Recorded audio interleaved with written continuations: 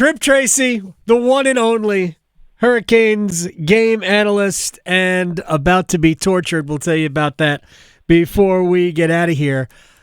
So last night, late on in the third period, I thought I saw an NHL superstar performance. I'm not going to put him in the category, but Martin Necas did things that there might be 5 players in the NHL who can do. I thought he physically, determinedly dragged the Hurricanes to 2 points last night. That was one of the most impressive things I've seen in that building from a Hurricane. Wow, it was electrifying. And, I think about it before the electrifying moments in the third period. He had a beautiful assist to Robinson on the goal in the second. But you know what I think about, because you and I talked offline, Jordan Martinook was just sensational last night, dragging the team into the fight. I think about best player. When Marty Necas first got here, the nickname Marty was taken, by the established veteran Jordan Martinook. And so Marty wasn't available. And at that time, Peter Mrazek, who was a Hurricane and really, from the Czech Republic at the time, Czechia now, really, took him under his wing. And so, because Marty wasn't available, Junior was his nickname. And now it's probably graduated to Nechy. But the point is there was nothing junior about that in the third period. And as it turns out, the guy Marty is the one that, at the beginning of that Flyer power play, just with unbelievable hard work, draws the penalty that creates the 4-on-4. And that's where it all began for Necas. In the oohs and the ahs and the electrifying nature, easily could have scored at 4-on-4. And then, when you watch every bit of his shift before he scored off of that heavy Kotkaniemi shot, what I loved the most was when he does these electrifying things in the offensive zone, going around the merry-go-round, and I just see a heightened level of urgency that he knows when he is doing these elite things that he cannot turn the puck over. And I just thought that you could see the raised level of urgency as he was going next level and then some on that entire shift and that 4-on-4 before he eventually, in clutch fashion, got the game-winning goal late. Tripp Tracy is joining us here on the Adam Gold Show in real time, and it's hard to do these things because you're watching the game and you're caught up in it. Just off my head, I thought, my gosh, that was a 90-second shift at 4-on-4. And then when he comes back on the ice, he's on the ice forever. I'm like, that had to be another 90-second shift. I went back and checked. At 4-on-4, he was on the ice for 1:24, and that last shift, which was his next shift, of course it was like 2.5 minutes later, he was on the ice for 1:27. He had 4 shifts in the third period that were in excess of 1 minute. We want to keep shifts short in the third period, but I do think those last 2 were indicative of him, absolutely the drive to win that game in regulation and be the reason that this team won that game. He made some mistakes during the game. That line, while was very good, was also at times very loose defensively, although he made some good defensive plays as well.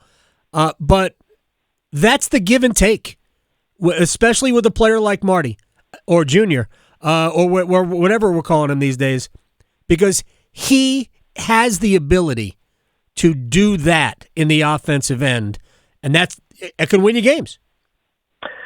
Credit to his, and you and I talked about the mental part of it before the game last night. Credit to Necas, because one of the many reasons that I've always enjoyed the professional and personal relationship I have with him is that he's always been okay with criticism, doesn't change who he is at all in the growth process that is the National Hockey League, but then always very candid about areas that, he has the desire and a priority to get better.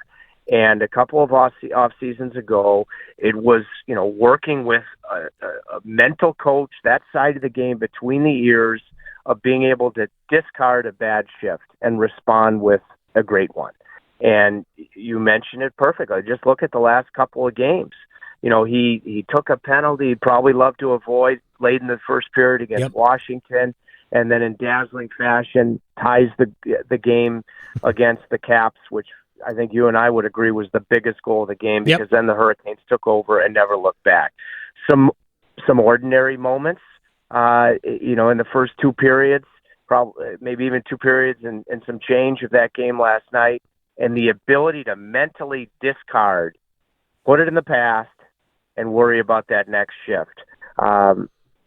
He has that desire to be great, and he's had a willingness to look at all of the areas mentally and physically.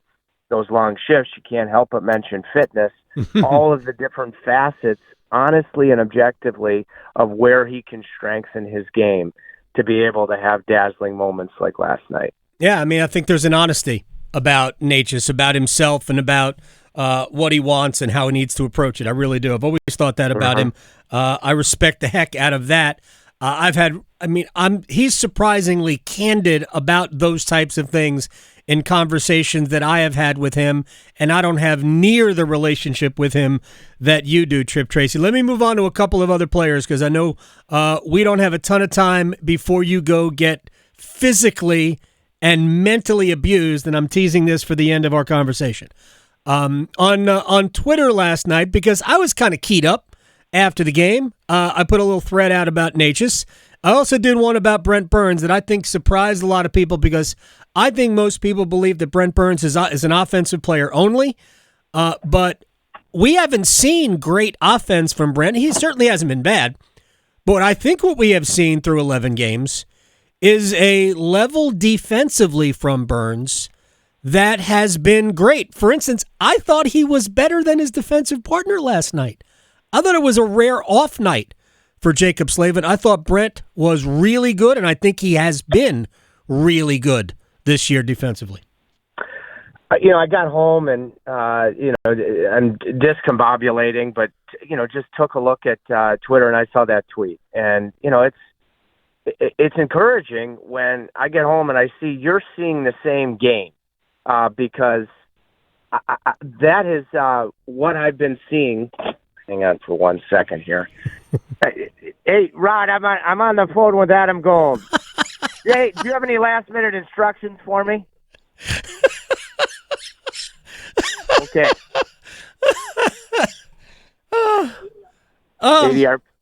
We love you. Okay, so anyways, getting back to, I'll give you his advice in a minute. Okay. But Brent Burns is healthy. Yeah. I don't think he was healthy at the end of last year. He's a supreme veteran. He would never point to it, but you could see jump in his game right from the get-go. And I agree with you. He has had some tremendously distinguishing defensive moments.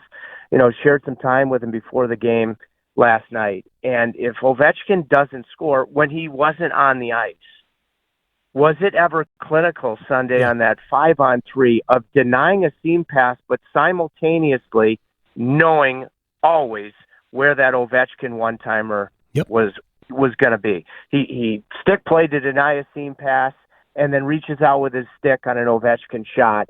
And if Carolina had gotten through that kill without giving up the goal that they did late when he wasn't on the ice, that's all we're talking about. He's been moving the puck in transition very, very quickly. But I agree with you. His defensive prowess that fell off last year, and I think a lot of it had to do with his health, even though you'll never hear anything about that. He's been a big part of this stellar start for the Hurricanes. I thought that was very accurately said by you. Yeah, and people are like, well, he's a turnover machine. I'm like, I think we're watching different things. I think Brent, especially the 5-on-3, because we've seen so many. 5 on this homestand. I mean, 4 on the homestand, 5 so far for the year. I mean, you don't get a chance to see two. You might go an entire year and only see five on threes. We've had 5 in the first 11 games. 2 of them against Boston, a 2-minute one, actually 1:45 against Washington, and then again last night again. And Carolina's given up 7 power play goals, and 4 of them are 5-on-3 situations. All right, before I let you go, because I know you have big things to do, and I need to hear the last-minute advice from Rod Brind'amour. You and I believe Shane Willis are going to hop on the assault bike and do Carolina's conditioning test that the players have to go through before the season starts. Why on earth are you doing this, and explain what it is? Okay, so the serious part of it first. The fact that the Hurricanes have gotten in front of the standings like they have, fitness for me is a big part of it. Whether it be Rod Brind'amour, I'll get to his advice in a second, Bill Burniston, their strength and conditioning coach, and all of the players, but in particular the veterans. That's culture. That, their fitness is certainly as good as anybody in the NHL. The definite absolute argument that it's been a huge part of the fact that they have played to this point, when you look at stylistically, dominating, taxing, demanding hockey unbelievably well. So that's the serious part. So there's an assault bike test that Rod has blessed that Bill Burniston is going to be able to walk Shane and I through. I believe it is that in less than 1 minute, Jordan Martinook is my coach. I've been in touch with him all morning, that you have to do a half a mile on the assault bike in less than 60 seconds, and then you get a 3-minute break, and then you have to get a half a mile again in under 60 seconds. So I just saw Rod in his truck, and I said, I'm on the horn with Adam. Do you have any last-minute advice? And he was pretty serious. He goes, hey, don't overdo it. Don't overdo it. He gave me some, a sweet spot for the RPMs, that might give you a chance in both sequences. The second one, I'm sure, is the toughest. But I'm sure he genuinely fears for my life, because there is now that we're on the FanDuel Sports Network, I don't know what the current line would be that both Shane and I get sick. So there better be trash cans proximate. Yeah. It's going to be hilarity. No question, it should be great TV whenever it does air. But in seriousness, it's a tribute to the fact that the Hurricanes culturally do fitness better than anybody, even if that is at the upcoming expense of Shane and myself. Yeah, minus 1,500 for you or Shane getting sick, and it's I think if you parlay the two, it's like minus 400. So heavy odds in favor of needing the trash can. That is incredible. It will be an Emmy award-winning video, though. So congratulations on that, Tripp Tracy. I'll see you tomorrow night for Pittsburgh. AG, can't wait. And I'm just telling myself right now, I love the acronym for FEAR. Face everything and recover, or in good terms, forget everything and run. I'm just trying to face. I mean, that is just... I can't wait to see the video. I love him. He's the best. Absolute best. Absolute best. Oh, and I'll be thinking of him because that sounds rough. Yeah, no, I'm sure that is an absolute killer. I know that when I went down for training camp to do some interviews and get ready for the on that day I interviewed Necas. I spent about 20 minutes with Marty or Junior, and when I was trying to set things up, I was informed that this might not be a good idea. This is the day they do their fitness test, and these guys are going to be wrecked, so they might want to leave. Yeah. And I said, we'll do whatever we can. And I ended up that day only talking to Necas. But he looked like he came out of it pretty well. Oh, well, yeah, that's good. He was in good spirits. I had a great conversation with him. We've already used it on the show and in various other places. He proved last night that he could handle a lot of working out. That was something else. That really was. He skated 6 minutes of the third period in 4 shifts. It's crazy. Yeah, nutty.